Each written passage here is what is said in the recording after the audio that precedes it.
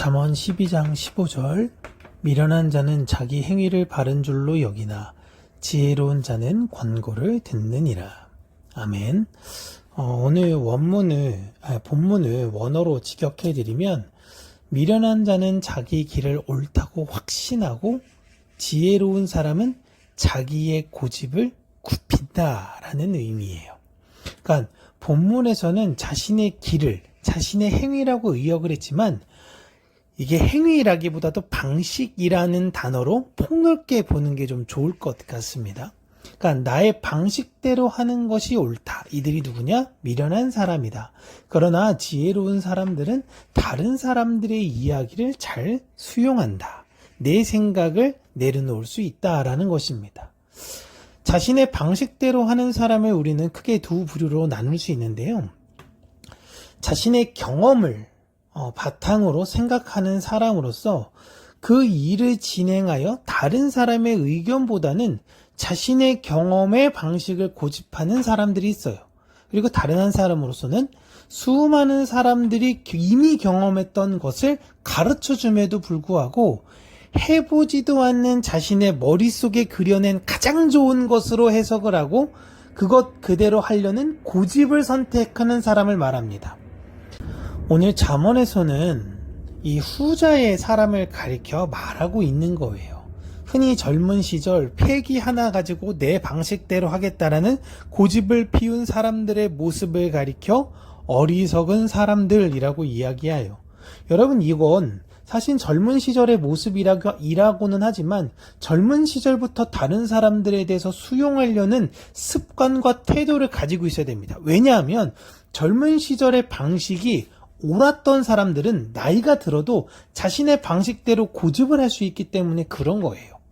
그리고 많은 사람들이 책을 읽으라 라고 이야기하고 있는 이유는 수많은 사람들이 이미 먼저 걸어갔던 그 방법과 방식을 내가 지금 익혀둬서 그와 같은 상황이 생길 때 유연하게 대처하라는 의미로 책을 읽으라고 하는 것이죠. 왜 삼국지를 읽으라고 합니까? 인생의 처세가 무엇인지를 배우라라는 것이기 때문에 그래요. 책을 읽으라는 것은 주변의 사람들의 조언을 많이 들어야 한다라는 의미와 같은 것입니다. 책 많이 읽어서 똑똑해져라라는 의미가 아니에요. 물론 똑똑해지죠. 그렇다면 이러한 모습들을 영적으로 우리는 어떻게 해석을 해야 하는 것이냐? 하나님의 백성들의 모습은 어때야 하는 것이냐라는 것이면 성경에서 말하고 하나님을 경외하는 사람들의 말을 경청해야 한다라는 것을 이야기하고 있는 것입니다. 먼저 이 세상을 버리고 하나님을 따라갔던 그들의 걸음을 쫓아가야 되는 것이죠. 하나님께서 하신 말씀대로 욕심을 버리고 이웃과 나누며 성실하고 정직하고 사랑하며 살라는 것. 젊은 시절에는 왜 내가 져줘야 되지? 왜 내가 저 사람을 위해서 희생해야 하는 것이지? 왜 그렇게 내가 살아야 하는지 모를 수 있어요. 그러나 그 삶이 가져다 주는 평안과 행복을 젊은 시절엔 몰랐는데 그 삶을 살아보니 아는 자들의 얘기를 우리는 주의 깊게 들어야 한다라는 것입니다. 사람이 죽기 직전에 유언을 남길 때에 그때 내가 돈을 덜 벌 걸, 그때 내가 더 욕심을 부릴 걸, 이런 사람 여러분은 없습니다. 왜 내가 그때 더 욕심을 부렸을까?